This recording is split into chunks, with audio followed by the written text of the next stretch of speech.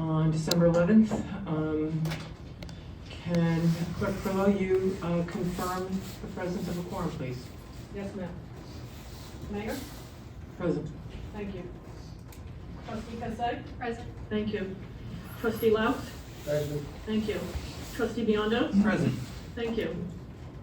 Trustee Giuliano, I believe, will be back momentarily. You went to get eyeglasses. Thank you. With that, we do have a quorum for this meeting. Attorney Moran? Present. Thank you. Treasurer Gafka? Present. Thank you.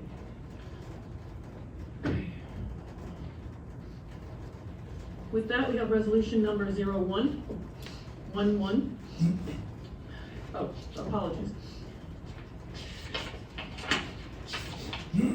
Resolution number 01121123 to enter into executive session at 5:04 p.m. Motion? Motion. Do I have a Yes. second? Second. Thank you. All in favor? Aye. Motion carries. Just a quick note, Clerk Frillo, the first resolution, it just is, there's a typo there. Yes, ma'am. So, okay, In the second as well. okay. Oh, yes, that's it. Okay, let's adjourn to executive session. We'll be back. Okay, back from executive session. Clerk Perillo, will you make a resolution to close? Yes, thank you.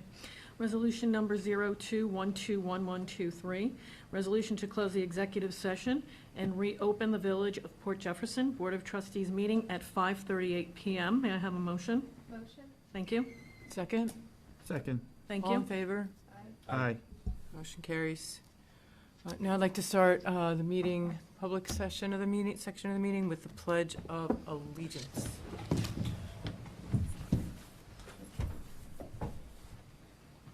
I pledge allegiance To the flag of the United States of America and to the republic for which it stands, one nation, under God, indivisible, with liberty and justice for all.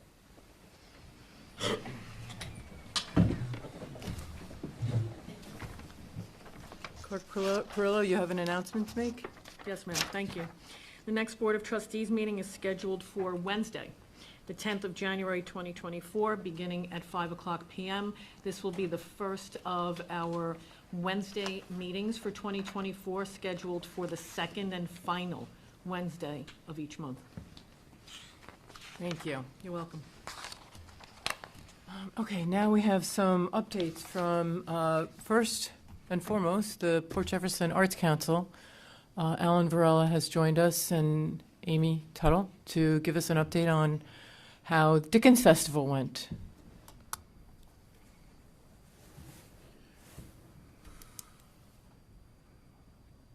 Make sure that button on the microphone is turned on in green. So thank you. I just want to first say congratulations on what appeared to be a very successful, enjoyable Dickens Festival 2024, 2023, the 27th annual, correct? And it went very well. Okay, Alan Varela, okay, thank you, Alan. Amy, I'm sure you have more to say. No, I'm just Alan is the president of the Port Jefferson Arts Council and was the creative chair. director, producer of the Dickens Festival, so. Yeah, and this year, because we have been given the festival, and the village did not have a financial stake in it, we had to go out and raise the money, which we did, and but it allowed us the freedom to do something like Santa Claus Central, which cost us maybe $6,000 that we couldn't do in the past. And the reason why is the lines and lines and lines of people that go in to see Santa Claus with their kids, they're on the other side of town now. The object is to start moving crowds down to that end, so businesses over there might get some attention. You want to say a couple of things? One of the things that was really wonderful about Santa Claus Central, because I had been in the Santa's area last year and saw how little time the kids were able to spend with Santa Claus.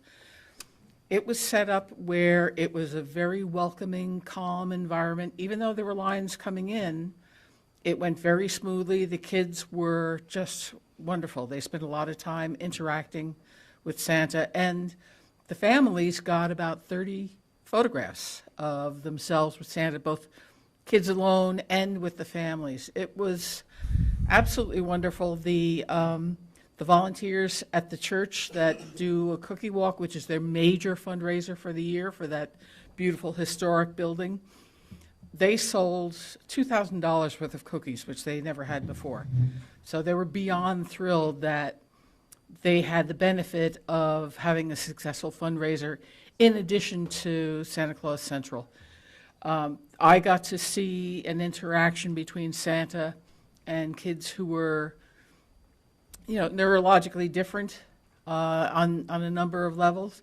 And there was such wonderful interaction between them that the volunteers that were there were actually starting to get a little misty-eyed at how wonderful it was. And I think that's the reason why we do a community-oriented event like that. I was very honored to be a part of that.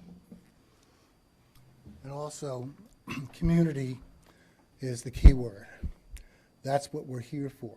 We are here to build community, bring people into our community, share good experiences, because that's just the way to do it. Now, we were told by two people, Tommy, I don't remember his last name. From the Rinks.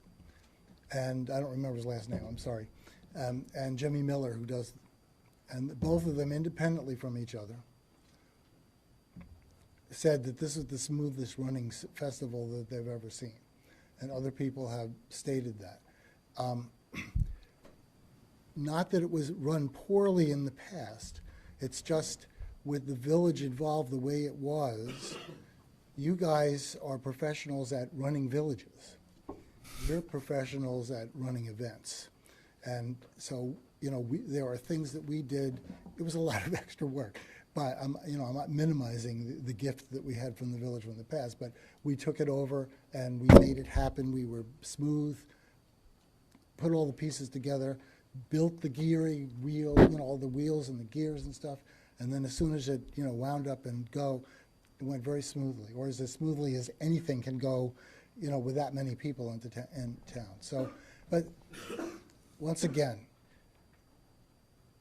this was a seminal moment of building community, building friends, bringing people into town, and hopefully the businesses did very well. Can you just arrange for no rain on day 2 in the future, please? Thank you for that report. I just wondered if any of the trustees have any questions for the Arts Council folks.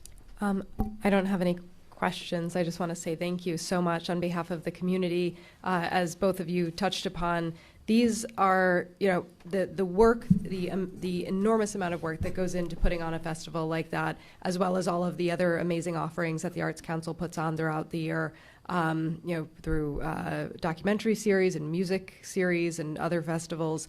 The volunteer work that it takes to make these events happen is incredible, and I'm so grateful for those. And I think everyone who gets involved is driven by the knowledge that these events are where we make memories as families, as communities. This is, I know so many people come and Dickens is the highlight of their holiday season. It's, yes, they do, Christmas with the family, this and that, but they just look forward to this every single year. They travel from afar.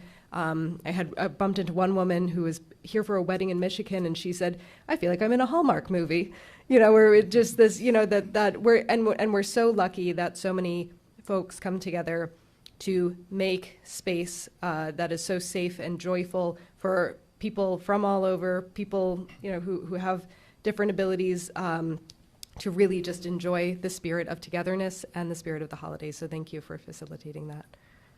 And one thing I'd like to add is I just commend you for your fundraising initiatives that will help you actually, the net, which hasn't been determined yet, but ultimately will give you the wherewithal to continue to run your programs from the black side of the, not the red, so you've done well to fund yourself for future events. And we made so much money that we're moving our headquarters to Tahiti. Just so you know. Hey, anyone else? I just want to, excuse me, I just want to congratulate you on a successful event. You guys always do a good job, so thank you very much for that. Yes, and thank you. And I know that time is a tremendous commodity, and you must commit a lot of it to make this so successful. And I know what giving up a lot of your time is like, and because sometimes you'd rather be doing other things, and this just turned out great. I'll tell you, even my mailman said, I think this was the most attended. He said the crowds were the biggest he's ever seen, and I think I can attest to that also because I judge what goes on in the village by the parking on my block, and it was up the street. So, Well, I think also, one of the things that I try to do is be inclusive. So Andy Owen, the new constable and stuff, I sat down and I had a meeting with him. I have maps of everything that's going to happen. I send over the schedule by location, and then I send it over by, date and time. So, and I do that with Suffolk County. So everybody knows as much as you can. If something's going on, we know what that is, and that type of a thing. Keeping people informed, and then of course we have our hospitality that we moved from the Harborview Christian Church over to the Skipjack, right? Is that what it is? In the Village Center, and we get about 30 trays of food donated each day. And, but we invite the crossing guards and the police and the constables, plus our own, people, characters and stuff, in to eat. And I was told by 6th Precinct that nobody else treats them the way we treat them, and which I think is great for us, but terrible for the world.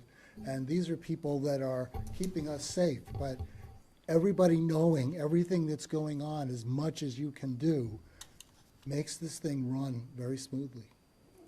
Thank you, Alan. There's a saying that you can't beat Mother Nature, but you guys did. You did a great job. We did. Thank you.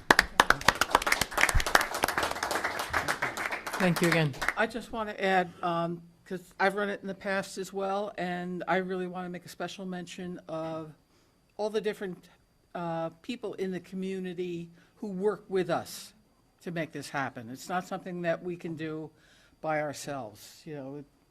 Working with Renee at the Village Center, working with the parishioners at the different churches and the different venues, we couldn't do it. And the without them, overruns, so- right? The overruns, the talent, the shows, the production of the shows with Karen and George, that is remarkable. And then the coordination, with Theater 3 and all that. So it's good. Thank you so much for everything you do. Thank you. We have our second discussion, and that is with Renee Lemmerman, who is the manager of the Village Center and also our Recreation Department Director. So just have an update, yeah? So the update is we are looking, this is a huge task, as Stan will also agree to, and Bob. The rate sheet that has been in place for the 9 years that I've been here. So we did go back to the Park and Rec Committee, and we did ask if we can increase the rate for non-residents only that use the Wayfair room and the Skipjack room, the two most popular rentals. And we did ask if we could go up $100 for those rentals. Okay, just to take a step back, because there's been conversations, there have been rentals and the use of the Village Center facility, which we've had access to, which was built, I think, and opened in 2005. I want to say that's right. Correct. And so we just want to come up with a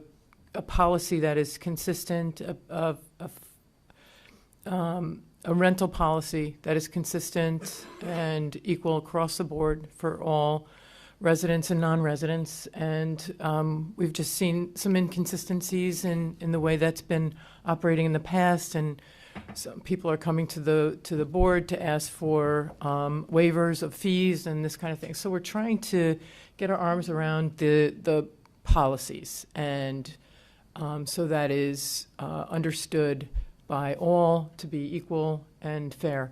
And so it's not anything that's going to happen overnight.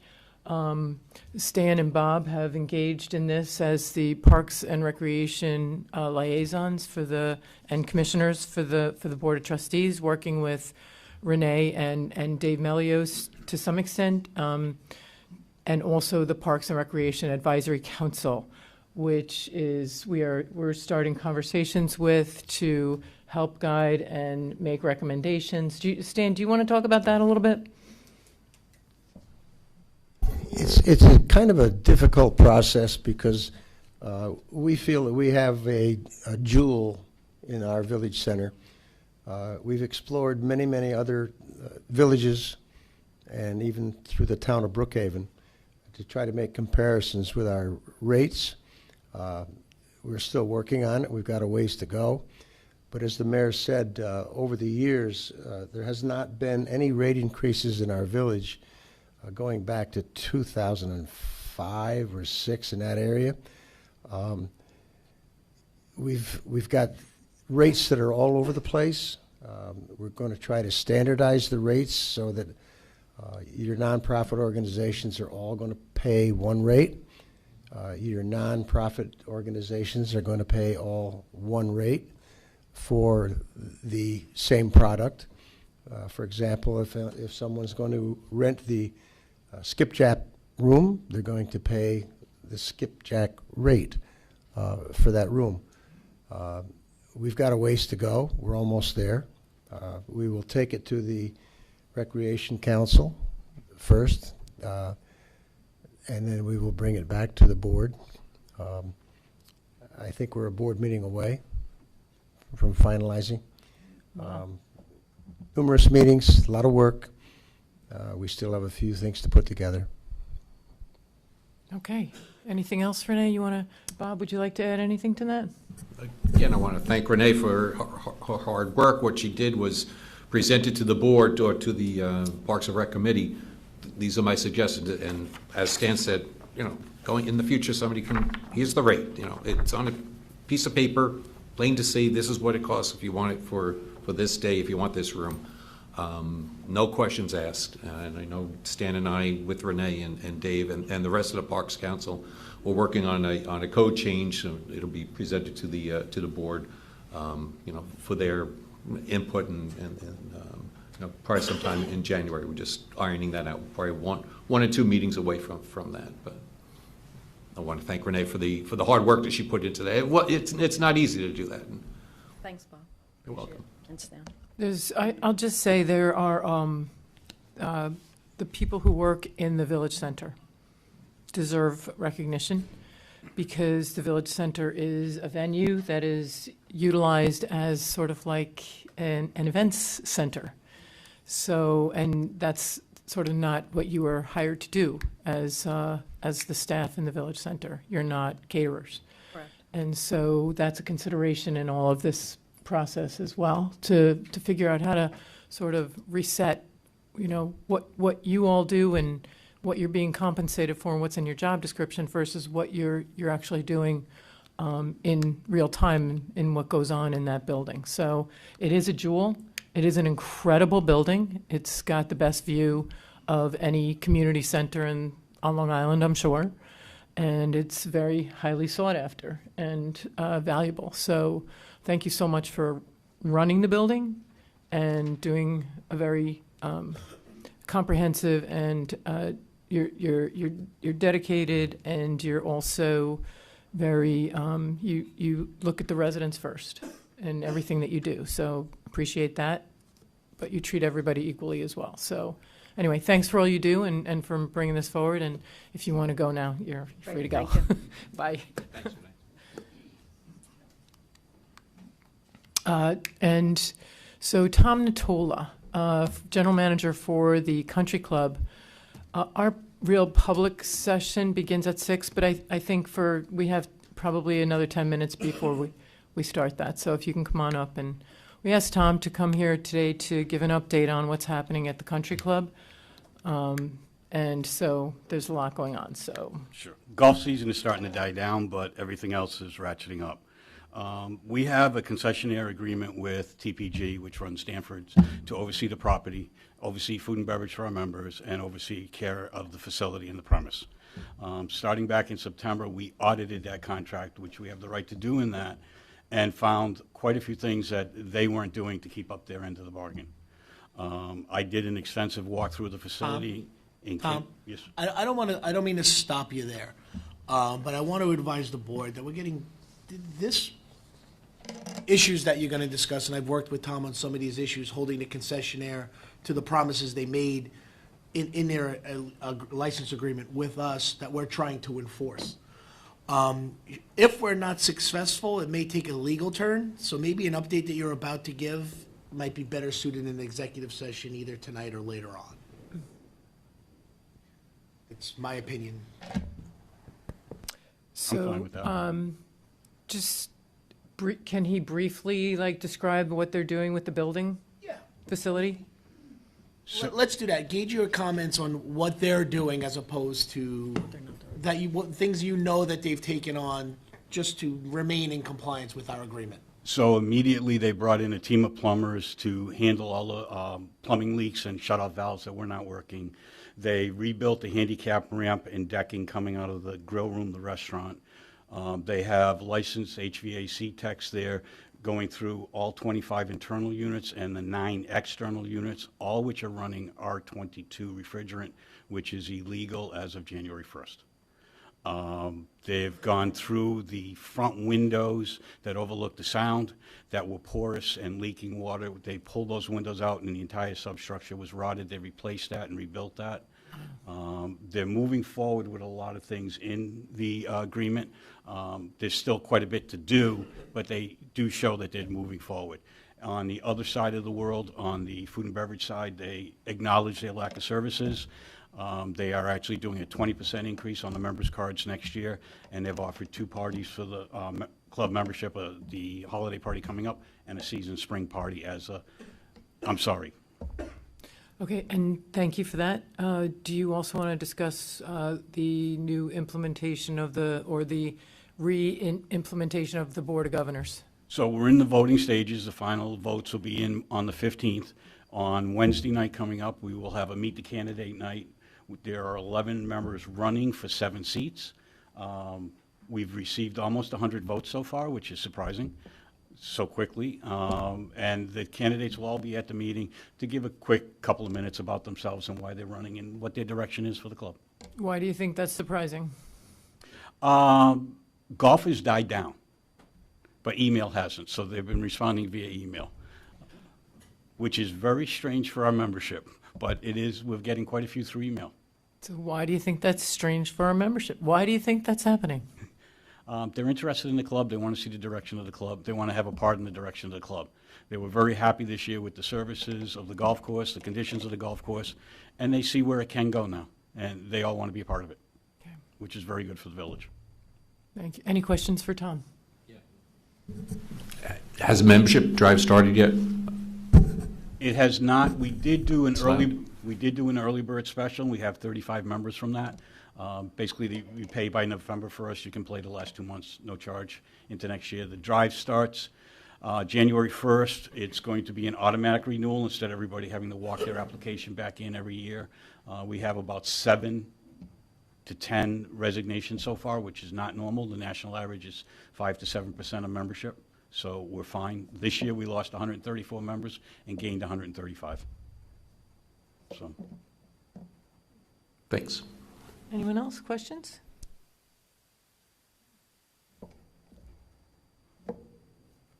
Thank you. Thank you, Tom. Well said, thank you.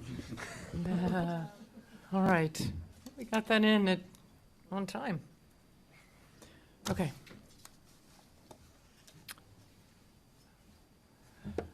So now it's 6 o'clock, we'd like to begin the real portion of our meeting.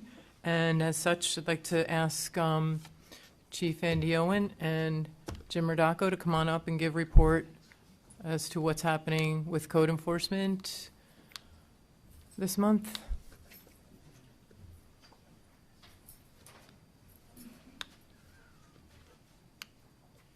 Mayor, board, residents, Suffolk County couldn't make it tonight. It's a scheduling conflict with them. They're actually out down in Gordon Heights. Okay, so here we are. Welcome, everybody.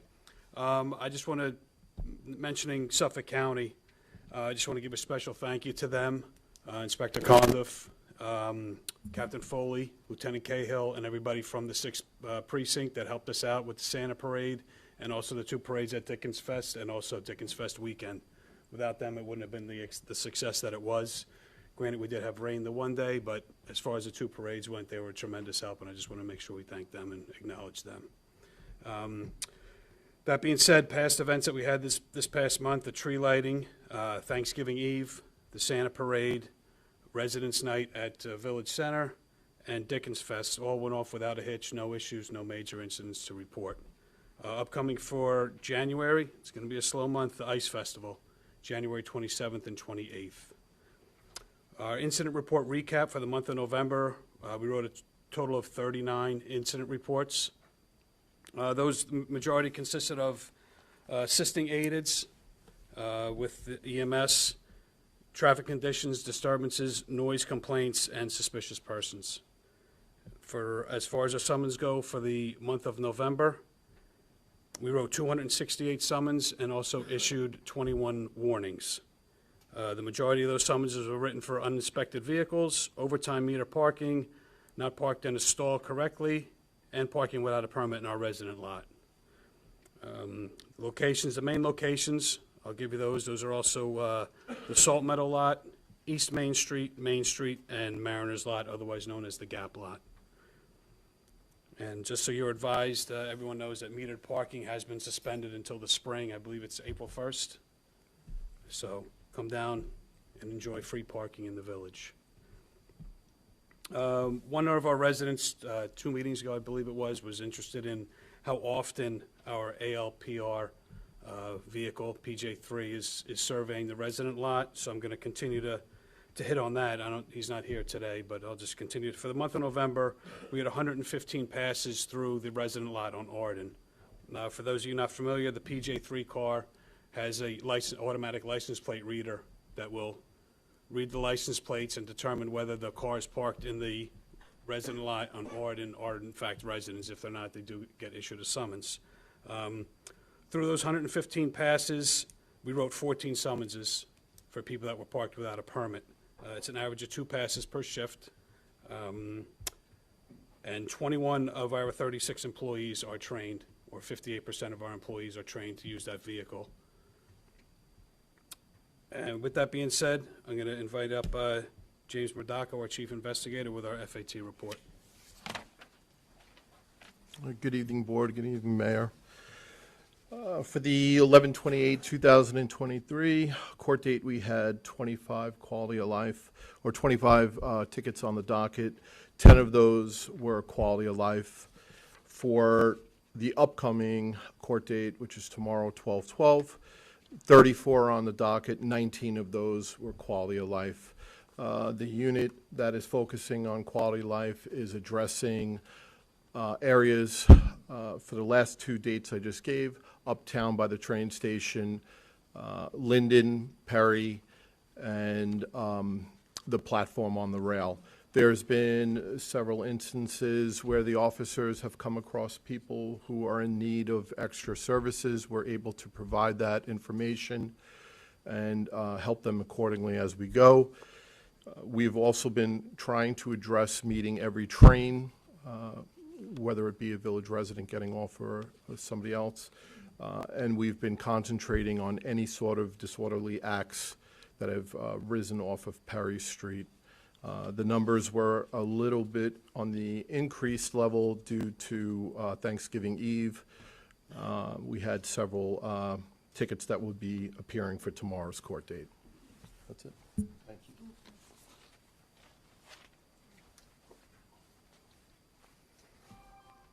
Okay, as always, if you need to reach out to us, 631-774-0066, or my email address, aowen@portjeff.com.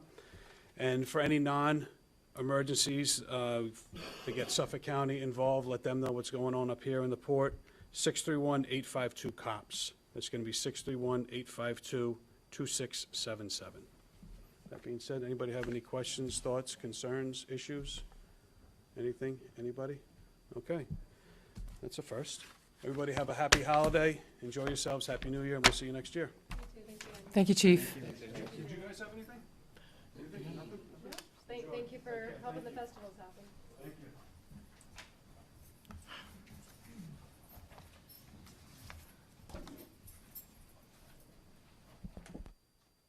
Thank you. All right, now we're going to move to public comment. Yeah? All right. Do we have anyone who would like to make a comment from the public? Barbara, come on up. Barbara Sabatino, 2 Westview Avenue. I would like to ask the Board of Trustees to reconsider putting back the public comment portion after the trustees have given their reports. And there are several reasons why I'm asking this. It's only recent that we started getting public comments before the reports. And when this was first suggested, I had an objection to it because I base a lot of my questions and comments on reports that you're going to give. Trustee Cossé has a report on trees, and I have lots of questions, but I can't ask them at this time because I haven't heard the report. So I do hope you'll reconsider moving it so that once the reports are given, now we have an opportunity to ask.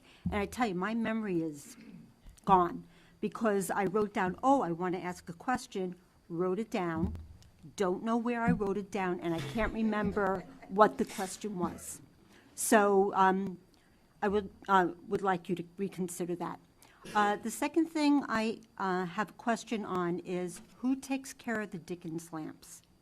Because especially with the Dickens Festival and everything's beautifully lit up, you can see what lanterns are not lit and what lanterns don't have the electricity working where the lights that circle the poles are connected. And I've seen a couple of lanterns where the top of the lantern is skewed. So I don't know who to talk to that about. And that's it for me. Can I respond? So I do want to respond to that because it was actually in my report tonight to talk about the Dickens lanterns. And so I'll address that right now, and I won't have to address it in my report. So we will be doing an inventory of all the Dickens lanterns, of those that have been already dedicated and those that are still available to be dedicated. And when there is a report of, or if someone wants to let us know that a light is out or whatnot, it can go right to the Parks Department because Parks works with our village electrician to address the lanterns. So it's, it can go to the clerk. It's probably your best bet to report something to the clerk, and the clerk will address it directly with the right department. That's probably the best. Come on back up. Thank you. My sister actually put in the paperwork and the check and everything to have a lantern dedicated to our parents and my uncle up where they worked for decades. Right. And unfortunately, the plaque did not come in time to have a dedication this year. So my sister was in communications with Mary Pelton, and they decided to wait until next year to do the dedication because my sister would really like to see it done during Dickens. But the lantern that the family had talked about isn't working at all, and the top is skewed. And I had contacted by email Ms. Pelton about it, and I see that it's still not working, but I thought, well, maybe I'm contacting the wrong person about that.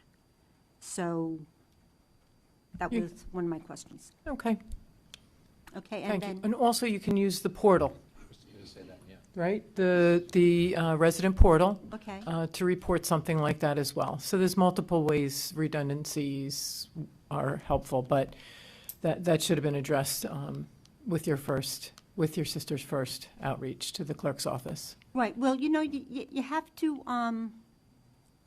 roll with the punches, because I'm sure it goes over to an electrician, and we're on the electrician's schedule and not, our schedule, even though we were. We'll definitely take a look at it and make sure it's addressed. I appreciate that, thank you. Thank you. Other comments? Questions? Yes, sir. Drew Sora, 2 Stern Drive. I just wanted to thank you all because I'm very grateful that we're trying to make the leasing system at the Village Center. I'm very grateful we're trying to make that a system fair, because right now it's most definitely not. As a member of the newly established youth council that was under the village, I'm deeply troubled by the unequal practices that we've been experiencing related to the use of the Village Center for our meetings. Despite being an officially recognized council under the village sponsorship, we've been asked to pay a room rental fee of $225 for our meeting at a community center. This happened not just once, but twice, leading us to believe that it's not just a misunderstanding, but a systematic issue. Interestingly, any other committees, such as the Public Safety Advisory Council and the Parks and Recreation Advisory Council, appear to use the same facilities without incurring similar charges. These councils appear on the same Make a Difference website from the village that we do. Our own attempts to reserve a room have been met with requests for payment, while a clear policy on who's required to pay and who isn't seems to be lacking. This lack of transparency and the apparent differential treatment is concerning to me and other members, and it's frankly unethical. Despite these issues, though, our council members have remained committed to serving the village, which is what we're committed to do, and being cordial. We continue to have volunteers at the Village Center for the 60th anniversary celebration of incorporation, even though we've been discouraged from meeting there due to the imposed charges. I'd want to just say we are very grateful to the Port Jefferson Library for providing us with a meeting space free of charge and for making the process so effortless. Their support was invaluable to us during this challenging time. The booking time of our next meeting, which we already scheduled for December 13th, took minutes when I went to the front desk, while trying to get a meeting at the Village Center took us weeks. This issue reflects a broader problem within our village administration, where some groups seem to be currently treated differently and not equal without a clear rationale.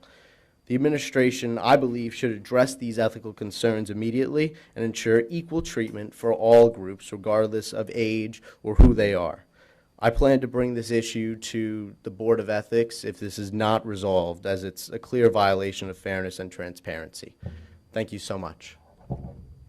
Thank you. Any other public comments? Yes.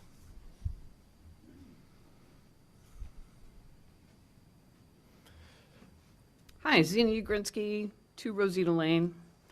I wasn't able to be here for the 4-hour extravaganza last week, but I did watch it. And the one thing I wanted to... You're talking about the work session for the ethics work okay. session, right. Amendment to the code. Yeah, and after reviewing it, I just wanted to raise my hand and vote for, village rule rather than going to a board that really doesn't know anything about the village or have context for the matters that we would bring before it. So I really do want to, highlight the fact that I think these matters should be handled within the village, And so I absolutely support a Board of Ethics here locally. And in fact, I've learned in the interim that there are a number of villages around us that already have this. So, it just seems like the thing to do. Thank you.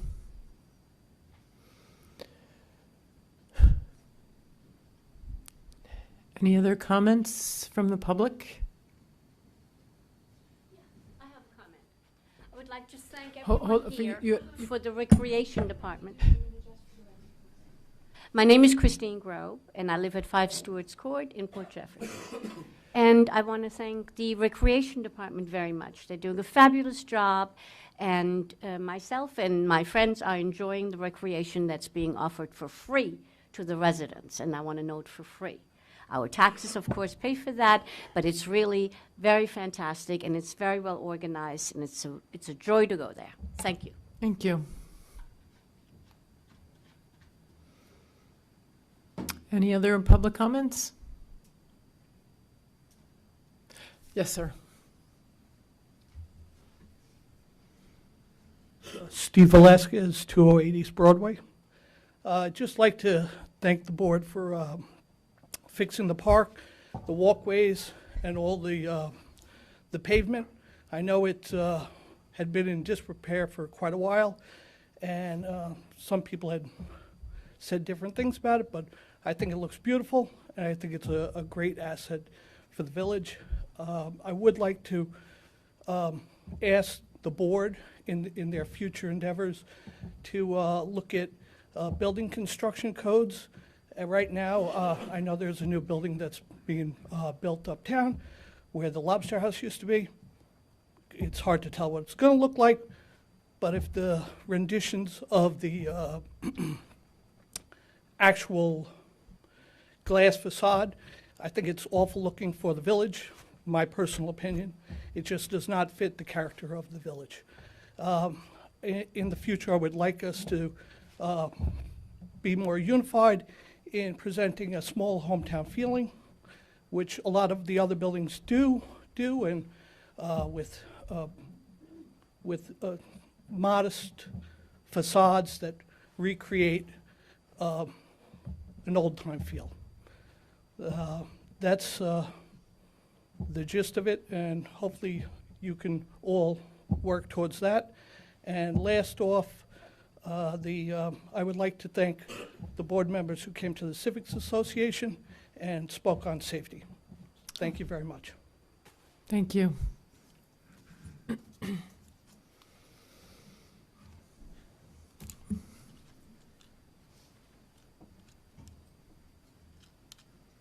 Arthur Epp, 206 East Main.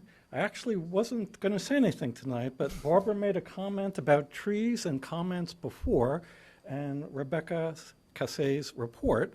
And I recalled several months ago I had a wonderful conversation with Trustee Cassay regarding the prospect of getting one of the sacred saplings from Hiroshima, which is a worldwide peace initiative. And I also thought it's quite amazing that John Lennon's War is Over If You Want It. In 1971, that song is trending again. So now that this is the season of peace, I hope that Trustee Cassay could follow up on the possibility of us securing one of those surviving saplings of the Hiroshima bombing. Sure. Thank you. I know that I had reached out to the folks who were putting on that incredible opportunity, and I believe the response was I hope to be connected to some sort of arboretum or university, and so... Maybe you can include that in your report on trees. Would you This mind? Wasn't on the report, but anyway, I'll follow up with you, Mr. App. But there's a whole report on the tree committee, so maybe you can add that to that. I don't mean to disrupt but we try not to have the conversation back and forth. But I appreciate your comment and your... It's always good to talk about peace. Thank you. Yes, agree. Any other public comments?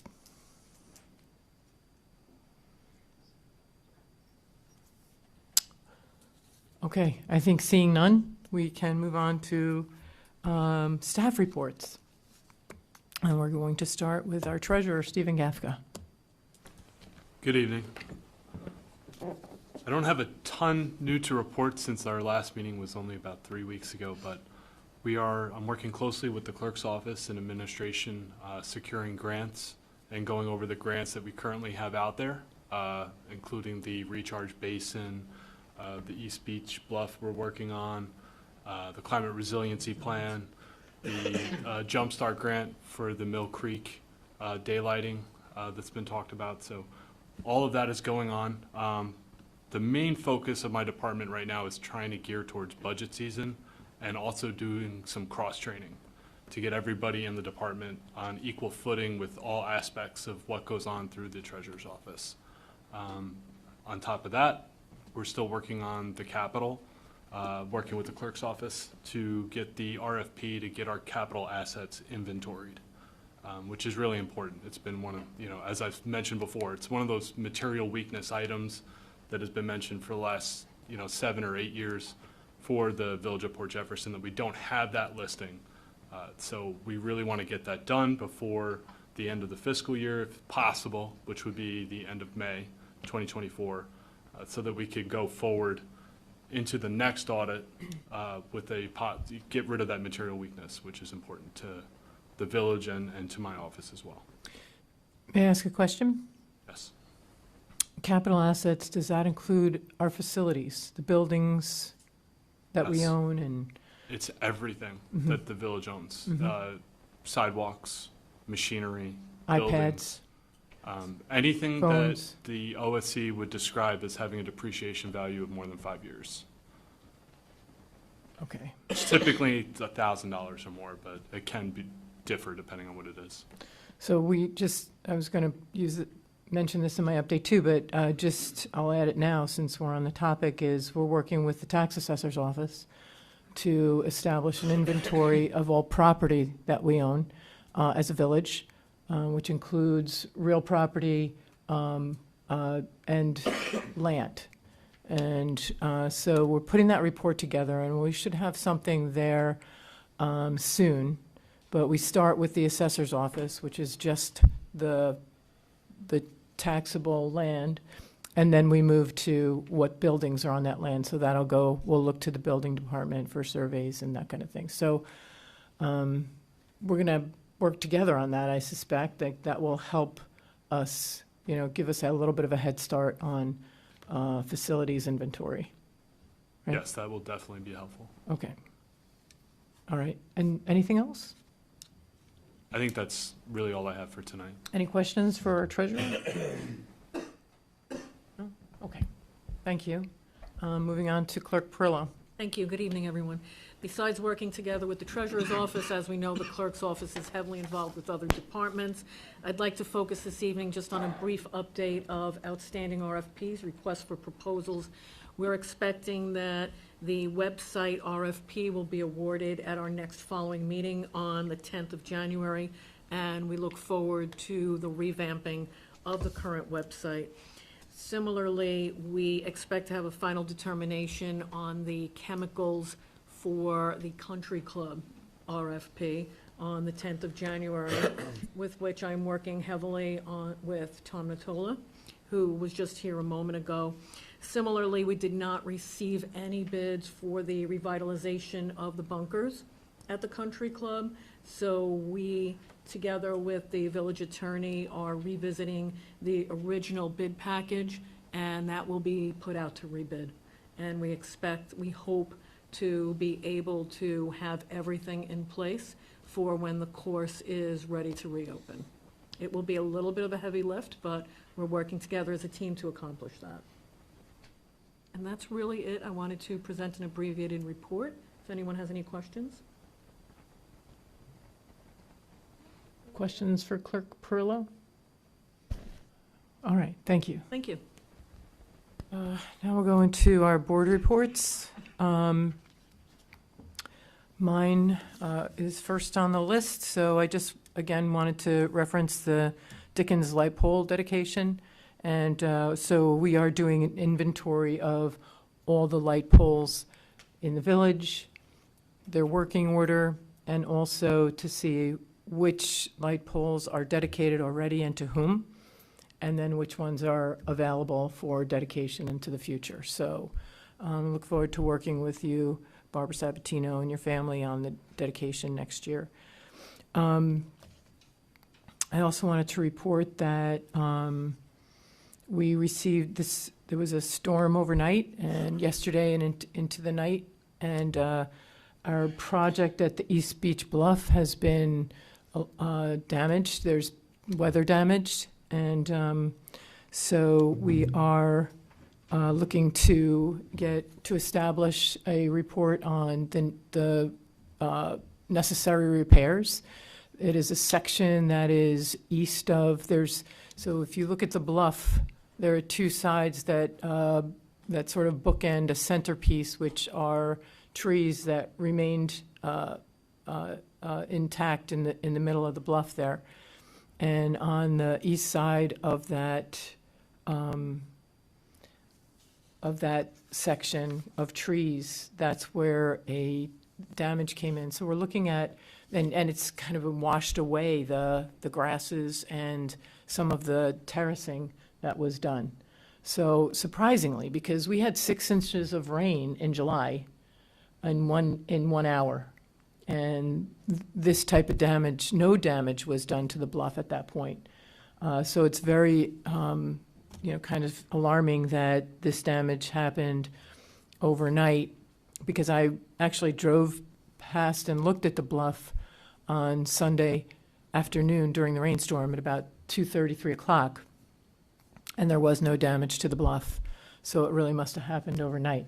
So we have the engineers who created the plan for the bluff coming in tomorrow to take a look at that, to see, to make their assessment and make some determination about the repairs. So we're on it, we're working on it, we're not letting it languish, and we've got to get that fixed before, and so it doesn't happen again, hopefully. So also want to remind the community and this board that tomorrow night is the 60th anniversary of incorporation event that we're hosting at the Village Center, starting at 5:30. We are having a dedication ceremony of the Village Archive in the name of Ken Brady, who was the originator of the archive in Village Center. So there'll be a dedication of that archive in his name, proclamation, and a group of people, friends and others from the village who knew and loved him, to name that archive in his memory. So that's at 5 o'clock. At 5:30 is the actual reception around the whaleboat on the first level.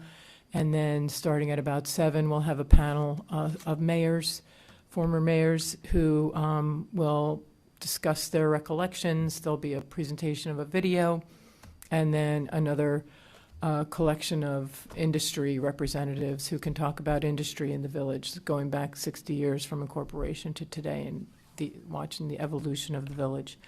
It's celebrating home rule. So it was why the village became incorporated, was so that the people who lived in Port Jefferson had a say over what decisions were made on behalf of the village and the real estate within the village and the harbor as well. So I'm no expert in that. I look forward to hearing what the experts have to say and in the presentation. So come one, come all. I think it'll be a really nice and enjoyable celebration. Are there still tickets available to that? Yes. Mm-hmm. The way you register is it's a link from our website, and you can register online, and everybody's welcome. So. Do we have to register, or can we just show up? Trustees do not have to register, but we think you should. I will. There is no charge to attend, yes. But folks are welcome to make a donation to LISAC to help with the whaleboat. Correct. Thank you for So saying that. If your checkbook happens to be in your bag. Actually, you can make your donation online as well. There's a QR code that leads you to the page, and yeah, they can use all the help they can get. Thank you for saying that. So also, I wanted to address the ethics code. We had a meeting, a work session of the Board of Trustees, and talked about the ethics code for about 3.5 hours with our ethics council. And it was very fruitful discussion, brought up some things that we hadn't thought about in the course of the discussion.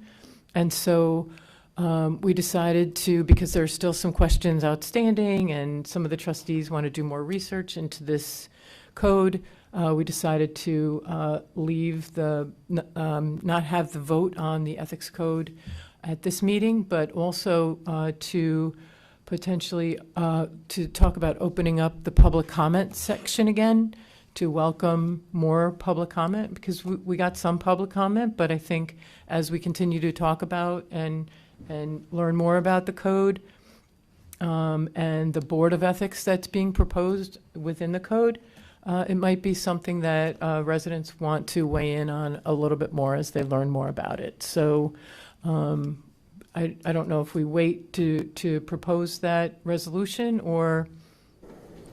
Well, it's my understanding too that there may be substantial changes and we should redo the public hearing. I think the clerk is prepared to set that new public hearing for January 31st, and I guess we'll do it as an add-on. Do we need to do a public hearing? I don't know that there was substantial changes to the code.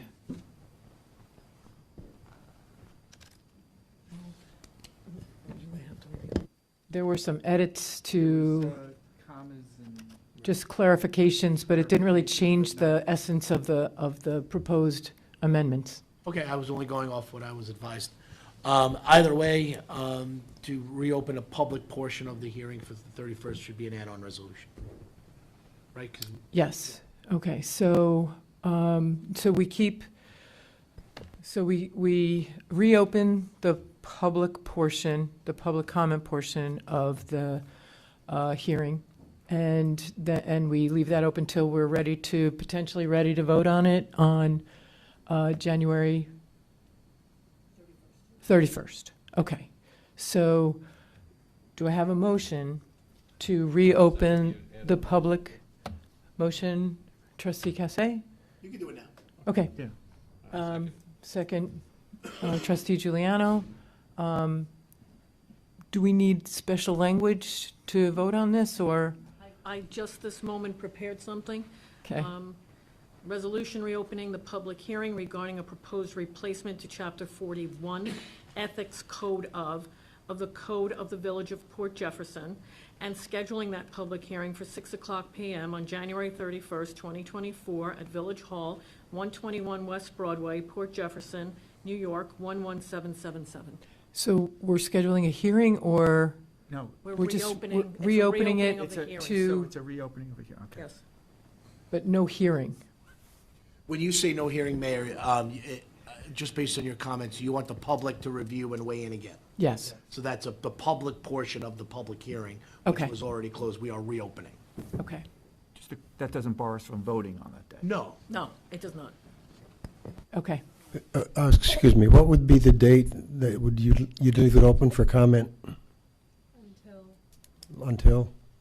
That you would It decide seemed, on the it's just, 31st. Madam Clerk, it would seem now up until you want to appear on the 31st, and after the 31st public, reopening of the public portion of the meeting, we will close it, and if it's the board intent, there'll be a separate resolution to adopt it. All right, so the vote 31st. would not be at that next board meeting then? No. The 31st is, yeah. One after that. Yep. Okay? Yep. All right, so that was our discussion, and so all in favor? Aye. Opposed? Motion carries. Madam Mayor, to stay on that topic, we did receive within the original timing, since public comment was open until December 7th, we did receive 2 correspondences asked to be read into the record. I would do it on the 31st. Okay? Can do. Thank you. Thank you. And that, Oh, one more note. The parking committee, which is being operated under the auspices of the BID, the Business Improvement District, is having its first official meeting on Friday with our liaison to the parking committee, who is the head of our building and planning department. So our planner, Andy Freeling, is going to be the liaison to the parking committee, and they will have the first meeting this week on Thursday. That concludes my updates. Is our parking administrator attending that meeting as well? No. Mm-mm.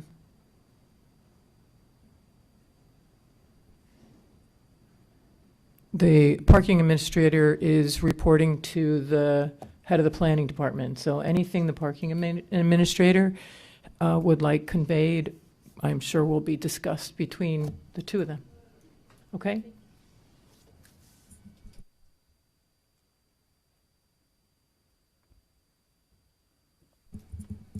Trustee Cassay. Thank you. Just a follow-up on the Dickens light pole. I had gotten a comment from a resident who noticed that summer all of the beautiful holiday lights are on all day long. And so don't know if there's a way to, in the future, look into either light sensors for them or timers, both from an environmental standpoint of not using the electricity and also from a fiscally responsible standpoint of not having all the lights on all day, even though there are so few daylight hours, it would seem, this time of year. On my update, I'm very excited to announce that the 6-acre park grant that was submitted for funding towards planning has been approved. And so we are being offered by the New York State Office of Parks, Recreation, and Historic Preservation a 50% match for planning the park that could go into the 6-acre plot up near the up on Highlands Boulevard.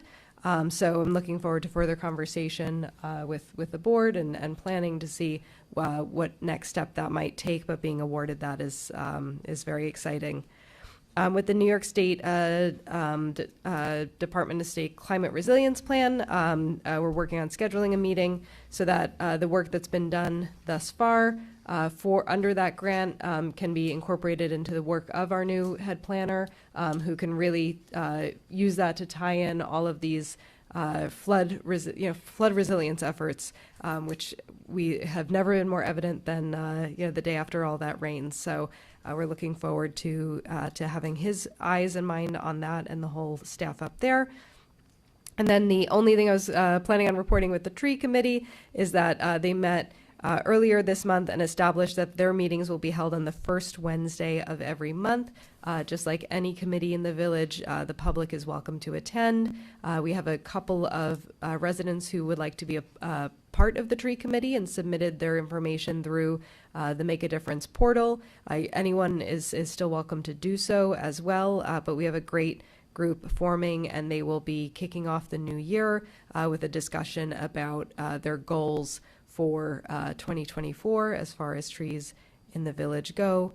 And I suppose I'll just tack on the end of my sentence with the Hiroshima sapling that I would probably the next step would be for me to reach out to perhaps Stony Brook University or another partner to see if they someone with a established program would like to be incorporated in this effort, and if those are still available. So thank you for bringing it to my attention, inspiring the first round of emails and bringing it back to my attention, because it really is a special opportunity. It's an opportunity to have a descendant of one of the trees that survived the Hiroshima bombing, to have one of those saplings grown from those seeds, or one of the seeds to be grown into a sapling in a tree, and have that in the municipality to represent the resilience of and peace and importance of nature, and the resilience of nature as well. So thank you, Mr. App. And just wanted to wish everyone a wonderful rest of their holiday season. If we don't see you out and about, be safe, be merry, be grateful, and looking forward to seeing you and continuing in the new year. Thank you. That is a reminder that this is the only meeting that we will be having in the month of December. So just thank you for that reminder. Next up is Trustee Bionda. Very quickly, the Port Jefferson Power Plant Working Group met. I could not attend. It was the night of our ethics work group. Can you move I'm your sorry. mic a little closer? Our ethics work group discussion. But I did read the minutes, and it looks like that group has a new member, and they are moving along to come up with some solid assignments and goals. And what I will probably do is ask that group to maybe come and speak with us at some point. On another front, if you've driven up around the train station, you noticed where the new apartment building is. Those properties just north of it were falling into disrepair. And we made some inquiries about getting that landlord to clean up a little bit while the planning goes on for the new development that might go up there. And I was told that that's borne some fruit. So the building department, working with Conifer, who contacted the landlord, cleaned up some of those buildings, I think graffiti in the back, and they've done something with the windows. And I know I drive past it every night, and it does look a little better, but I think we need to take a closer look, and we'll hold their feet to the fire to make sure that stays safe and clean while the planning process goes on. Lastly, as the mayor discussed, we are in this ethics discussion to come up with updating our code. I think that our attorney mentioned that it hasn't been done in 50 years, I think the number was. Yes. So think back 50 years, Nixon was president.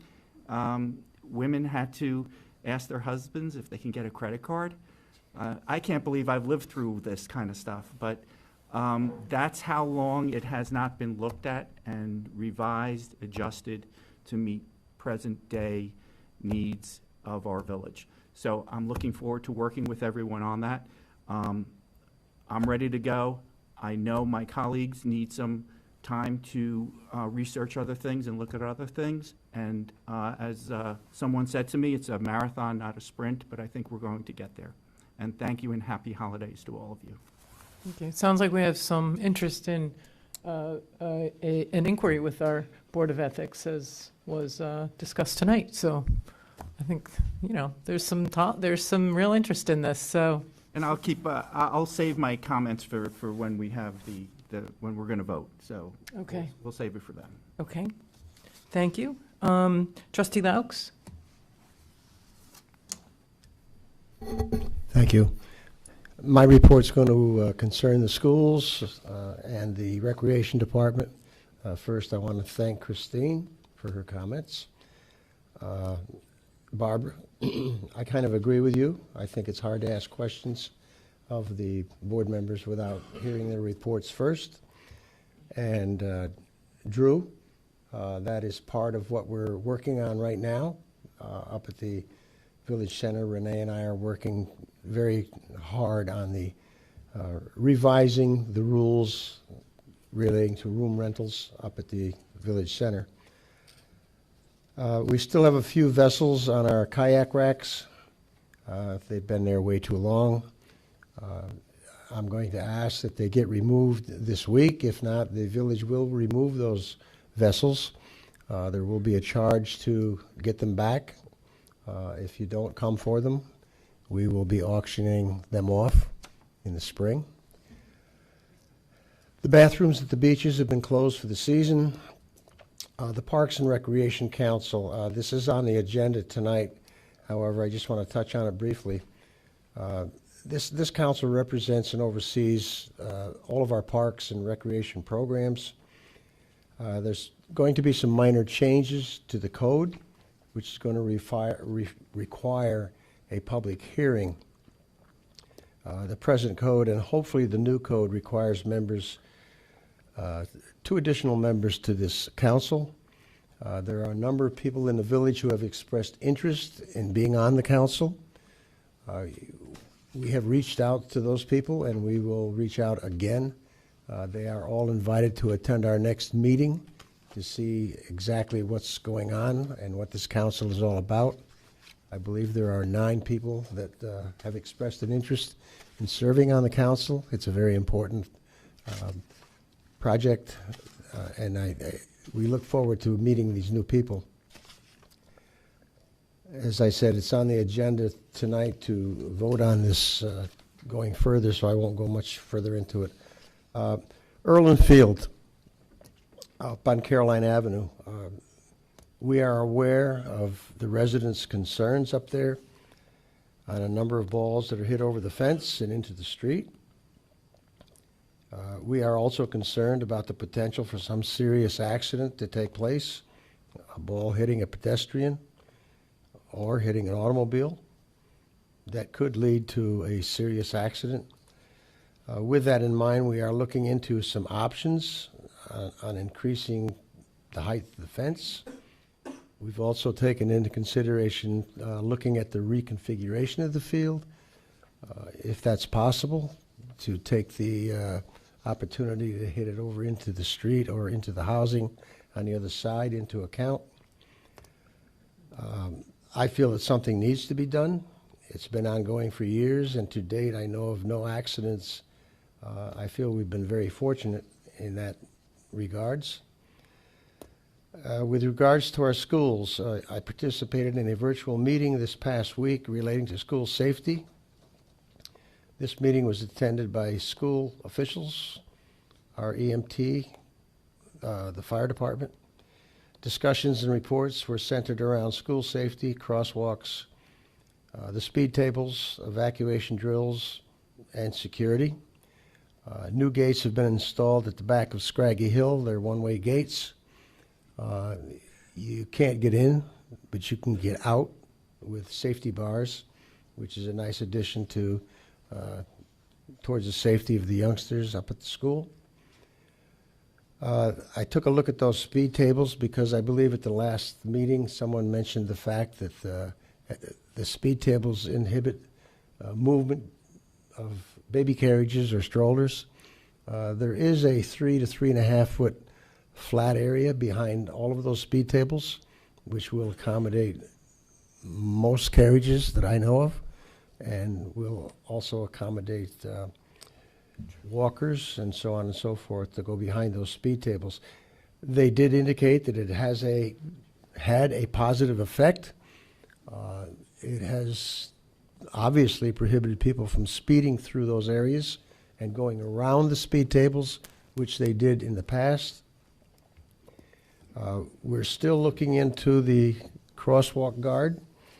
Suffolk County did come up to Scraggy and do a study up there. How long it's going to take, they didn't give us any real promising speed on getting a crosswalk guard, but we're still working on it. Finally, we're still waiting for school district approval on the use of the swimming pool up there. This is going to add a great dimension to our recreation programs, especially in the wintertime. Once the board approves it, we will be underway with that.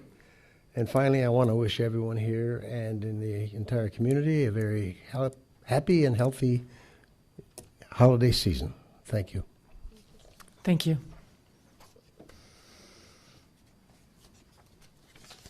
Trustee Giuliano, I know you have things to say. I do have things. Thank you. First of all, touching on the couple of different hats that I wear. First of all, as far as the Conservancy, and Steve was, Steve's still here. Conservancy met today. Are they all done? Okay. Conservancy is meeting today. They're going to discuss the bylaws and the mission statement. Once that's completed, they will be able to hit the ground running in January to increase the membership to the Conservancy, as well as start raising money for different different projects that they want to want to look at. They're one of the main projects that they want to look at is putting a roof over the stage in the park, and that will take a lot of money to raise. So they figure they get the bylaws done, the mission statement done, increase the membership, and then they can hit the ground running and raise some funds for that. As far as DPW, they are completing the LEAF program. They hit a little roadblock yesterday and today with the rain, so they are busy cleaning up the street debris that was left over from the rain event. Once that's all done, they'll get back to the LEAF program, and we'll finish up picking up all the leaves for the year. As far as the parks, as piggyback on what Stan said, Joe Erlin Field, Dave's looking at putting up nets. Before he can do that, he wants, we have to make sure that that funds are in place. So he's going to be speaking to Tom. I know Tom put nets up over at the country club recently, so he's going to speak to him just to get an idea of the cost and then the contractors that were involved in that. And then he'll reach out to them and we'll get some ideas. We'll speak to Steve and we'll see what funds we have available if that's something we want to continue with. Renee was here, talked about the Parks and Recreation Committee, about the rates and the code changes. It's in on the agenda today to set the public hearing for a code change for the Parks and Rec Committee. At the last committee meeting, the Rotary presented made a presentation on a placement of a peace pole, either at the park or at some other location within the village. So the Parks and Recreation Committee is taking that under advisement, seeing what the good place for that would be, and just get some more information on that. So as soon as we get more information on that, I'll come back. What was that, Bob? A peace pole, the Rotary. Don't we have a peace pole? We have one over at Rocketship Park, I believe. Yeah. So they were talking about putting another one up. So they just, they'll investigate it and they'll come back and see if it's something viable, something that we want to continue with. Yeah, I think it's just a matter of the location. The Rotary is going to sponsor the entire thing for us. So You can never have too many peace poles. As Art was saying, right? Give peace a chance. What? A Festivus pole. Oh, we could do that too. I don't even know what that is. That's from Seinfeld. Oh. And the Parks and Rec Committee is changing their dates of the meeting. They were meeting the last Wednesday, but it will now conflict with our meeting. So they're moving their meetings to the first Wednesday of the month. So they'll be meeting at the same time, Rebecca, as your meetings will, but they'll be meeting the first Wednesday of the month also. Mayor talked about the 68th anniversary. We're looking forward to that and looking forward to seeing everybody there. And last thing is just happy Hanukkah, Merry Christmas, happy Kwanzaa to everybody, and Happy New Year to everyone. And we will see you in 2024. Thank you. Bob, before you turn your microphone off, just a couple follow-up questions. Do you think we could bring the Conservancy in for a presentation to this board? They came in last year, which was very helpful as a new trustee for me to understand what the Conservancy's role was with the village and how the two interact. And Sure. my understanding is the Conservancy is the fundraising arm for the village. For the village, correct. Where the village is not permitted to raise funds, right? Correct? That's correct. Collect donations, those kinds of things. Mhm. So I think it would be really helpful for even yourself and Trustee Biondo and myself, because as you're updating the bylaws and what else is being updated by them? The mission statement. Mission statement and bylaws are being updated. I think it would be great to hear from them as a board, and maybe next month or when they're ready. But I think next month, since it's going to be fresh on everybody's mind, if we could bring them in for the business meeting. The business meeting is on the 10th of January? So do you think that's a I possibility? will reach out to them. I don't see why it wouldn't be. All Sure. right. Is that something you'd appreciate, Trustee Biondo? Okay. And okay, great. And then my second follow-up is about and that might be me, is about the extending the fence at Erlin Field. So is that something that before you bring that to the board, you will get a full weigh-in and recommendation from the Parks and Recreation Absolutely. Advisory Council? And maybe the people in the community could kind of be canvassed about that? Yeah, I don't know absolutely, what that would yeah. look like, barring the What expense it will itself. look like, and then, Yeah, like I said, we have the expense too, so we want. yeah. Okay, thank you very much. Okay, thank you. All right, moving on to the, I guess, consent agenda. Yes. Clerk Perillo, please lead the way. Thank you. The December 11th, 2023 meeting of the Village of Port Jefferson Board of Trustees proceeds. Resolution numbers will be 3 to 20. Resolution number 3, 121123. Resolution approving the minutes of the November 20th, 2023 Village of Port Jefferson Board of Trustees meeting. May I have a motion? Motion? Thank you. Second. Thank you. All in favor? Aye. Thank you. Motion carries. Thank you. Resolution number 4, 121123. Resolution authorizing the solicitation of a request for proposals for the provision of cleaning services at Port Jefferson Village Hall and other specified village locations as required. May I have a motion? Motion. Thank you. Second? Thank you. All in favor? Aye. Motion carries. Thank you. Resolution number 5, 121123. Resolution approving the proposal submitted by PW Grosser Consulting, Inc. in the amount of $4,500 to provide professional engineering services to support repairs to the underground stormwater drainage line that runs underneath Old Homestead Road, with the $4,500 to be expensed from line item number A, 8140-400, storm sewer expenses. May I have a motion? I make the motion. Thank you. Thank you. All in favor? Discussion? Is this the?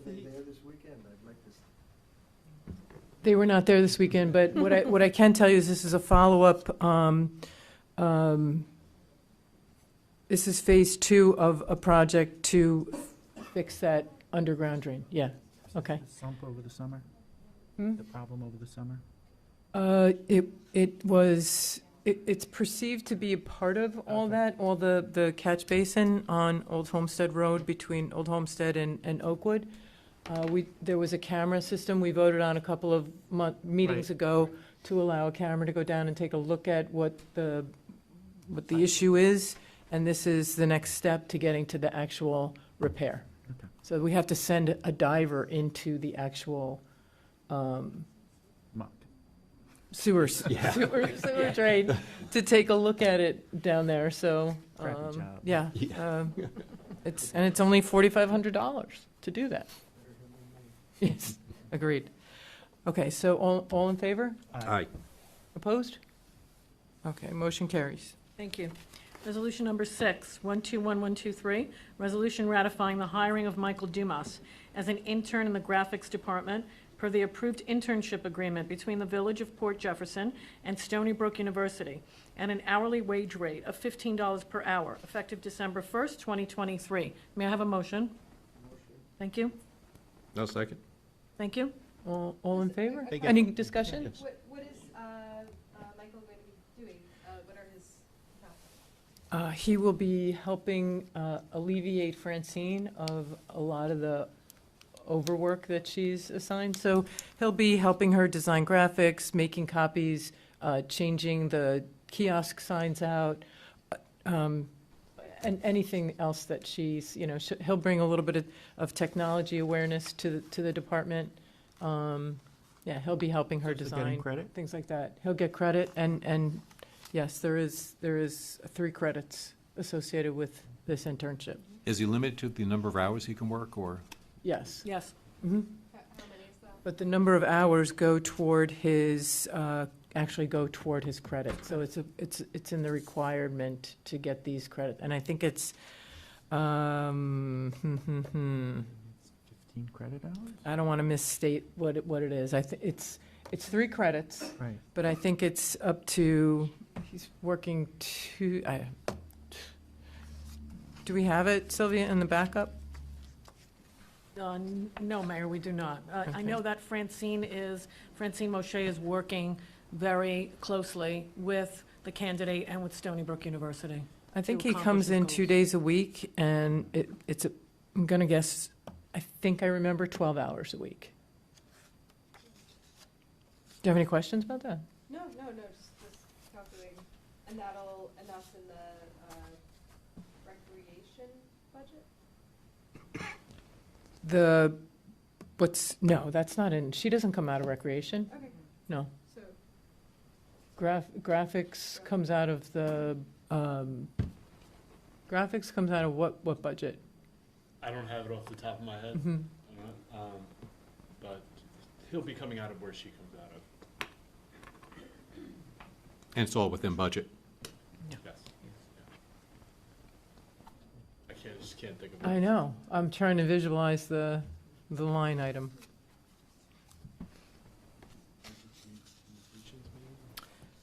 Okay, all in favor? Aye. Aye. Opposed? Motion carries. We'll make sure we found, I know we talked about this, but I think it was about a month ago. It was. So, Agreed. Resolution number 7, 121123, resolution ratifying the hiring of Arlene Ayala as a part-time court clerk for the Village of Port Jefferson Justice Court at an hourly wage rate of $19 per hour effective December 7th, 2023. May I have a motion?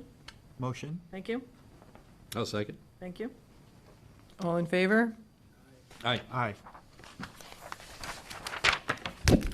Resolution number 8, 121123, resolution hiring Nicholas Patrick Kavanaugh as a part-time office assistant in the building department at an hourly wage rate of $18 per hour effective December 14th, 2023. May I have a motion? I'll make the motion. Thank you. Second? Thank you. All in favor? Just have Discussion. A similar question. Again, is there a cap on how many hours, a minimum number of hours? Or just as needed? It's on an as-needed basis. This is a high school student who is helping us with the very important task of scanning. We have, it is very time-consuming, but on the other hand, does require knowledge and skill in terms of labeling and also in terms of electronics and computer. So this is a very viable candidate to alleviate that. And as this candidate is a high school student, the hours are very limited to after school. And when the building department closes, which is 4:30. So it will max out at 10 hours a week, if that much. Yeah. Thank you for that information. You're welcome. All in favor? Aye. Opposed? Motion carries. Thank you. Resolution number 9, 121123, resolution naming Newsday as an official newspaper of the Village of Port Jefferson. May I have a motion? Motion? Thank you. Second? I'll second. Thank you. I know we want to discuss this. And this, it does not displace the Times-Beacon Record as an official newspaper, does it? I had vetted this issue with the clerk in reference to an issue that needed to be advertised immediately. And because of the way the Times-Beacon comes out, it generally, if you have to wait at least a week to 7 days before you get something in, it's a good idea to have Newsday as a backup because you can literally get things in the next day if needed. It's just a backup. Just adding to the official list in case we only have 24 or 36 hours to get something advertised. And there's no requirement if we have multiple official newspapers to notice in both of the papers? No requirement to notice in both. Okay, because I had researched it years ago, and I was told that, no, if you have it, you have to advertise it in both papers, so that's not a requirement, so. I believe the Times-Beacon Record is the official paper of the village. We're adding to that now. You do not have to advertise in both. Okay. Okay. All in favor? Aye. Aye. Opposed? Motion carries. Thank you. Resolution number 10. Oh, excuse me. That's okay. Resolution number 10, 121123, resolution approving the attached intermunicipal agreement between the Village of Port Jefferson and the Town of Brookhaven for demolition services and disposal of materials, and authorizing Mayor Shepro to sign the intermunicipal agreement between the Village of Port Jefferson and the Town of Brookhaven. May I have a motion? I'll make the motion. Thank you. Second? Thank you. Any questions, discussion about this? Yeah, could you just explain that a little? So this is I think this is a renewal of an existing contract, It is. It is an annual. Oh, okay. and it's attached in the, Yes.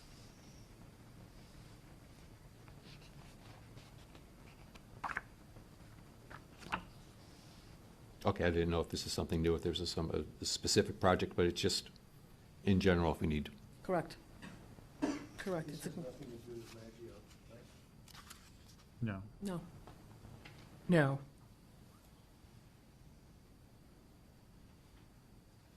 No, it does not.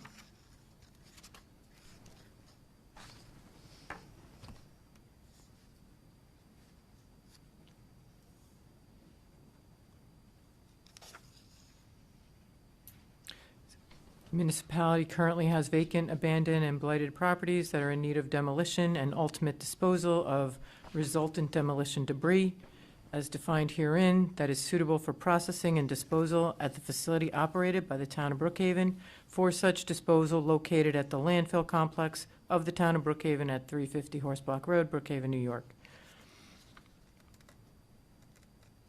Does that describe it adequately for you guys? Yes. Okay, all right.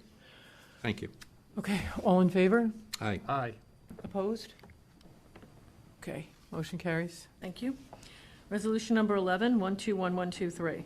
Resolution approving the attached intermunicipal agreement between the Village of Port Jefferson and the Town of Brookhaven for the release of the required sand salt mixture from the Town of Brookhaven Highway Department stockyards, and authorizing Mayor Shepro to sign the intermunicipal agreement between the Village of Port Jefferson and the Town of Brookhaven. May I have a motion?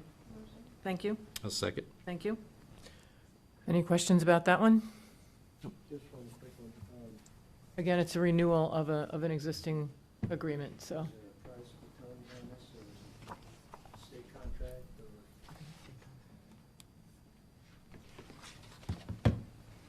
It is I believe it's an agreement that is covered without exchange of finances. Yeah, this is just the IMA. Okay. Yeah, it's something that we've had in place for years. Mm-hmm. Although highway law of the state of New York authorizes the town to enter into agreements with the above referenced municipalities, the town is not obligated to perform any work pursuant to this agreement. The intent of this agreement by both parties is that the town will be authorized to perform work for the municipality in an effort to help the municipality save money by using the town's services and materials when the town is able to perform work stated herein.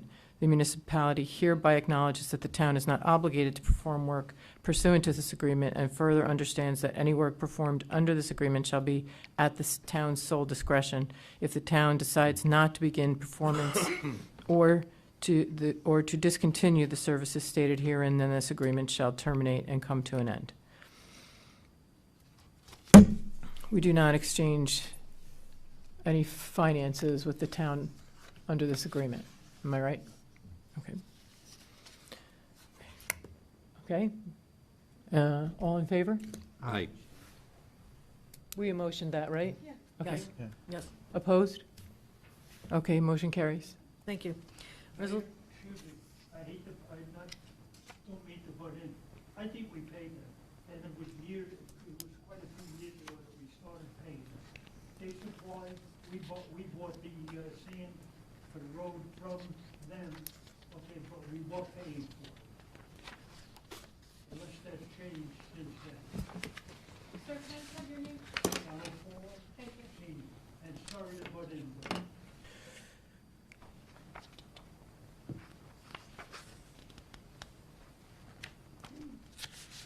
I believe how we did it in the past was if we did borrow sand and salt, we would return it in kind, so.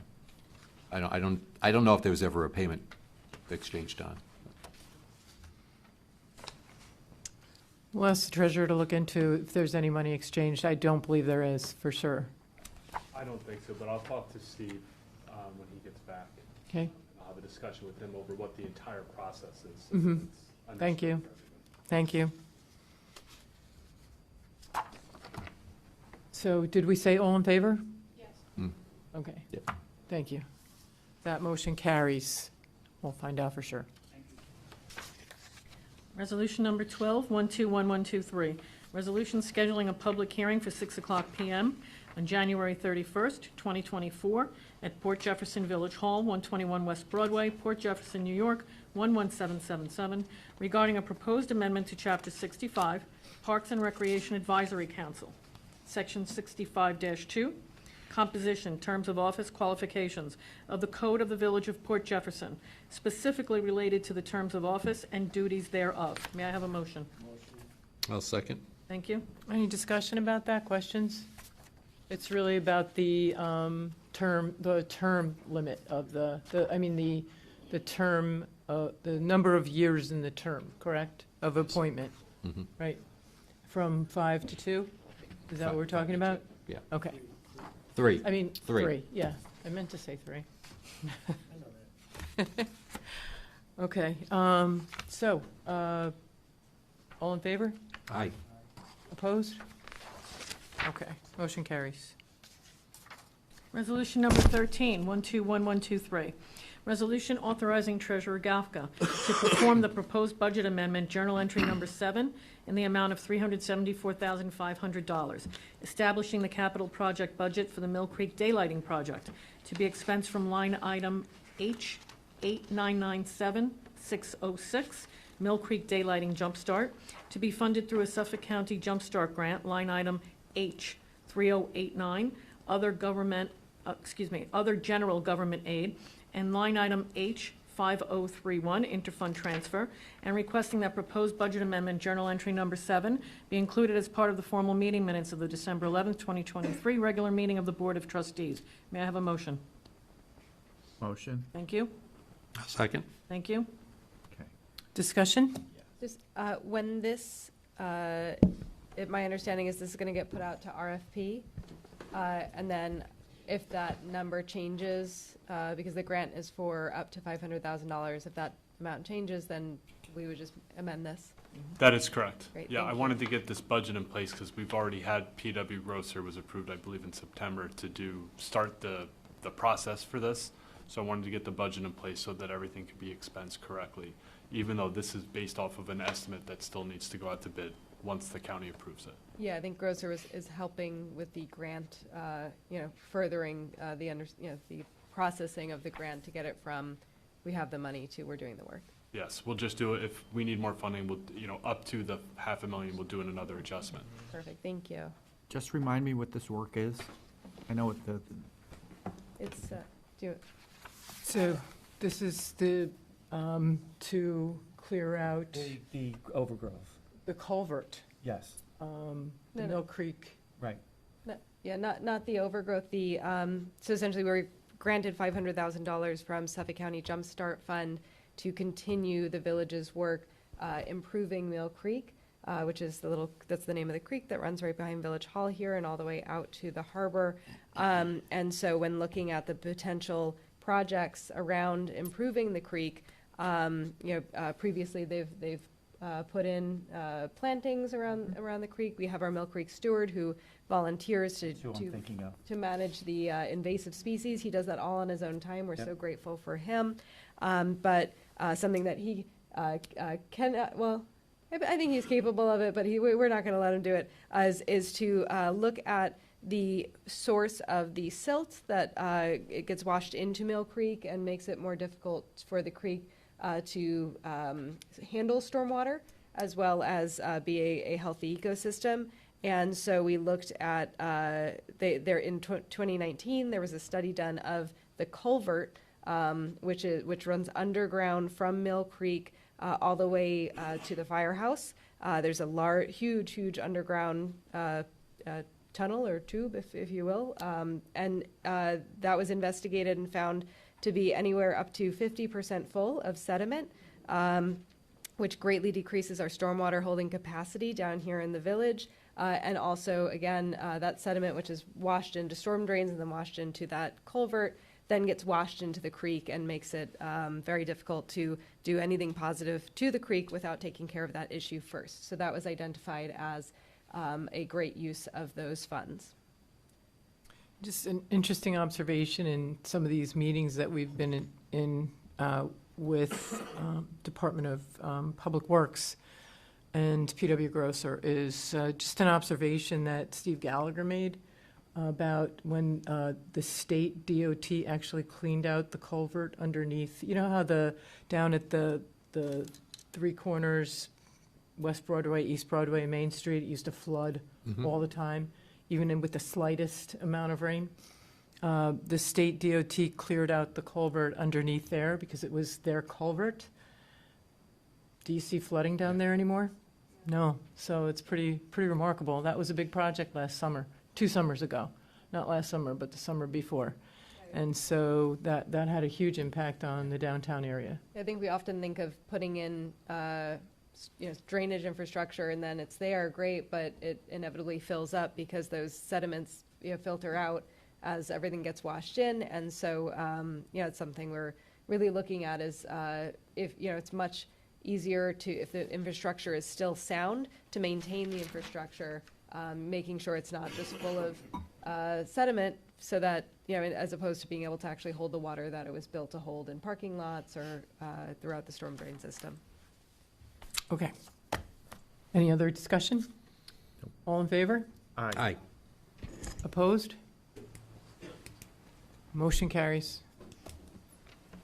Thank you. Resolution number 14-121123, resolution authorizing Treasurer Gafka to perform the proposed budget amendment, journal entry number 8, in the amount of $122,050, establishing the capital project budget for the Climate Resiliency Plan project to be expensed from line item H8997-603, Climate Resiliency Plan, to be funded through New York State Grant C 100-1664, line item H3089, other general government aid, and interfund transfers, line item H5031, and requesting that proposed budget amendment journal entry number 8 be included as part of the formal meeting minutes of the December 11th, 2023 regular meeting of the Board of Trustees. May I have a motion? Motion? A motion? Second? All in favor? Aye. Opposed? Motion carries. Thank you. Resolution number 15-121123, resolution authorizing Treasurer Gafka to perform the proposed budget amendment, journal entry number 9, in the amount of $31,500, appropriating general fund reserves to fund the independent audit of the capital fund by PKF O'Connor Davies, and requesting that proposed budget amendment journal entry number 9 be included as part of the formal meeting minutes of the December 11th, 2023 regular meeting of the Board of Trustees. May I have a motion? Motion? Thank you. Thank you. All in favor? And this is, just for discussion, this is what you were discussing before, correct, Stephen? As far as the audit?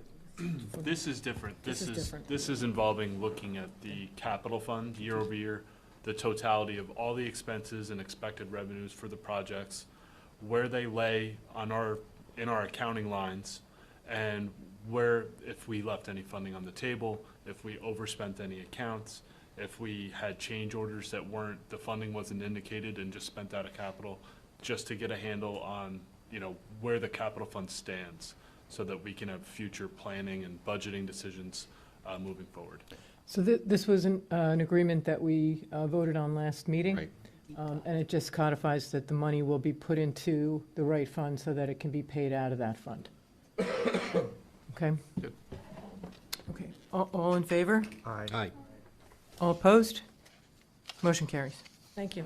Resolution number 16-121123, resolution approving the attached quotation submitted by Seven Seas Construction Company, Inc., in the amount of $33,500 for the required repair of the pilings in Dolphin, used by the research vessel Seawolf, which is docked in Harborfront Park. May I have a motion? Motion? Thank you. Second. Thank Any you. questions about this? We do. So, Yeah. we did. We got 3 estimates, and this was the most reasonable. Yes, this is by far the lowest one that we've ever received. yeah. The only question I had, and maybe not even, for this proposal, but does Stony Brook chip in at all on that? So Stony Brook, we're in contract with, we have Stony Brook leases that dock space. Right. For an annual fee. Mhm. What's that annual fee, Stephen? Right, it's just north of 2,000 it's 2,000 per I don't have the exact Is it a number. $16,000? Yeah, it's thereabouts, something? it's around It's- 16,000. And it's a 25-year contract? It ends in 2032. 2032. So that's what Stony Brook chips in. Okay. But we're required for the maintenance Right. of the dock. Yes, it's Yeah. the village owns the dock. Right. Right.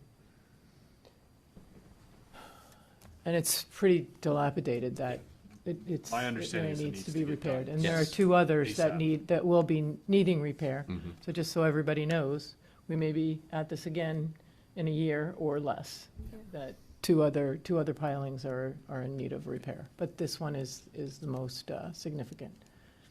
And is this work going to be done on the off-season?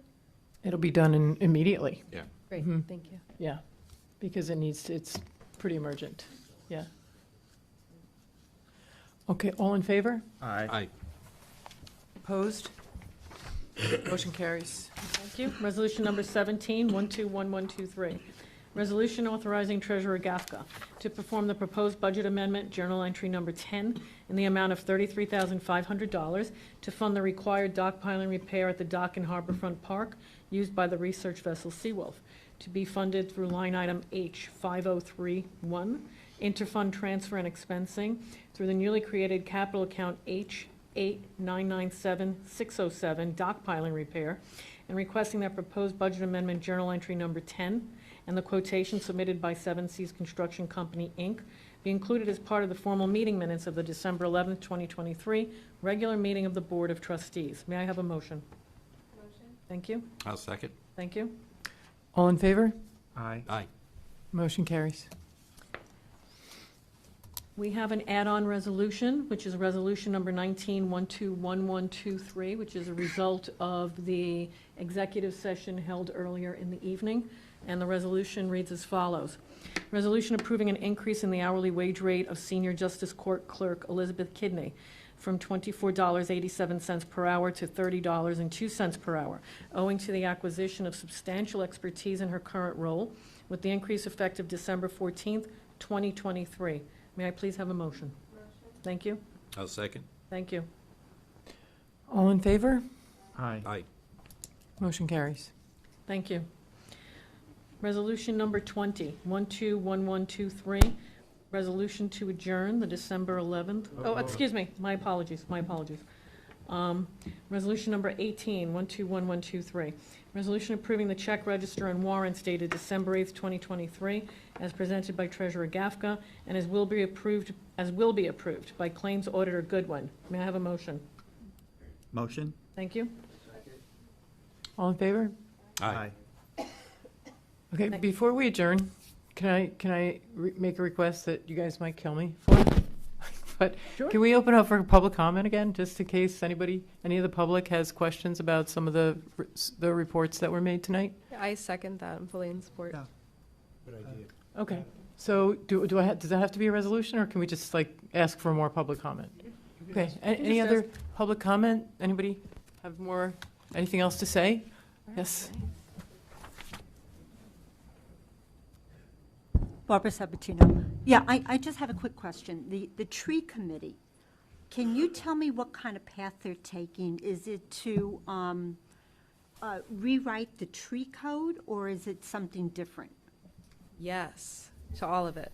So the tree committee is formed to specifically look at the tree code and to see if, because we've had many comments over the years of residents' concern that there's not equal enforcement, that, and then you talk to different departments and they say, well, it's a problematic code to enforce. So one of the tree code's purposes is to take a look at that, and they'll be reporting back to the public and, reporting on the direction that they're going, working with staff members and the board, obviously, if there's to be a code change, there'd be a public hearing as well. So that's one of the items that they've identified to work on. Another is a goal of getting a survey of all village trees on village-owned property. So what kind of tree, how big the trees are, how many trees we have, and also identifying areas that could use more trees for stormwater stormwater absorption purposes, aesthetic purposes, shade purposes, and so I called around to a lot of other tree committees, and sort of one of those nuggets that stuck in my head was that a tree committee sort of learns together and shares a common language about all of these very specific tree-related needs, cannot haves, You don't want to put plant an oak tree under power lines. And so, the members of the tree committee understand what trees can go where and this. And of course, we'll be working with all the departments under the village, making recommendations as any non-binding committee does. They'll also be taking on the tree giveaway, the tree and shrub giveaway that has happened in previous years, and other tree-related questions, comments, if there's anything from the public that wants to be routed to them, just as if the public comes forward and says, there's a recreation question, it goes to that committee. If there's tree questions, it'll go here. And they were formed separately from the Conservation Advisory Council, in part because the CAC has this sort of widespread mission of, all conservation, that could be energy, that could be flood resilience. It could be all of these different things, whereas trees, are this very more specific group. And so again, you're welcome to come listen in. You're welcome to throw your hat in to join. It's really, we have one of our members in the back, Kelly is here. It's just a great group. And again, they're going to be sitting down at the first meeting in January to really map out what they want to accomplish in this first year. Great, thank you. I appreciate the explanation. Of course. And then on one of the resolutions where the young man, the intern, is going to be doing the scanning for the building department, it's my understanding that the reason why the building department is closed on Wednesday is to let the staff do this. So will this allow the building department to open up again once the young man starts working? Breaking news. The building department is now open on Wednesdays, Hooray. now that you asked. So, See, Barbara? yeah, ask and you shall receive. So that's under the new leadership up at the building department. Great, thank you very much. You're welcome. And let me wish everyone a happy, healthy New Year, and as Bob says, happy Hanukkah, happy Merry Christmas, happy Kwanzaa, and happy and healthy New Year. Same to you. Thank you. Thank you. And may I add, Barbara, happy birthday. Thank you very much. Not many people know, but Barbara was one of the first people born in, I don't want to say the year, 25 or more years ago. I'm older than the village. I was the first person born North Shore, Brookhaven, 1953. And I was born 5:30 in the morning, which tells you how How few births there were at that time, right? Okay, any other public comment? Mr. Pollock. Take your time. Yeah. Don, do you want us to bring it? Don? Good for me to get up. During COVID, Don Pollock, 7 Quarry Court. During the COVID, these meetings were held on Zoom, right? That was discontinued and going on to YouTube. Is there any chance of it going back to Zoom? YouTube, nobody can respond at home, all right? With Zoom, they can. And I think that's very important. That's a bigger question. Good. Yep. It's streamed on YouTube so people could watch. There needs to be a whole-scale change.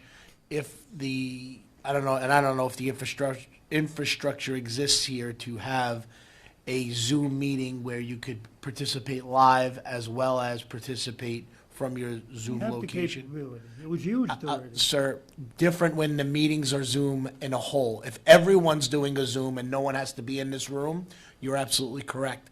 But it's different technology when you're having a live / interactive meeting at the same time. The public has, the notification has to go out different. It's something for the board if they want to consider, but it's not as easy as just changing from YouTube to Zoom. All right. I would appreciate it if the board would consider it. Just a quick comment. Okay, when they have the discussion, if everybody spoke into the mic, because people on YouTube can't hear what's going on. Mm-hmm. So if you can have this, it'd be much better.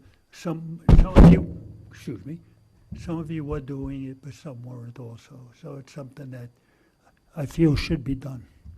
Thank you for saying that. I agree with you 100%. Thank you. Did everybody hear that? Did you hear that? Speak into your mics. I said, thank you. Anyone else? Okay. Thank you. Okay, so the final resolution? Resolution number 20, 121123, resolution to adjourn the December 11th, 2023 Village of Port Jefferson Board of Trustees meeting at 7:31 PM. May I have a motion? Motion. Thank you. I'll second. Thank you. All in favor? Aye. Motion carries. Happy Christmas, Hanukkah, and Kwanzaa, everyone. Have a great New Year. Happy and healthy, and we'll see you in the new year. Here. On Wednesdays. On Wednesdays.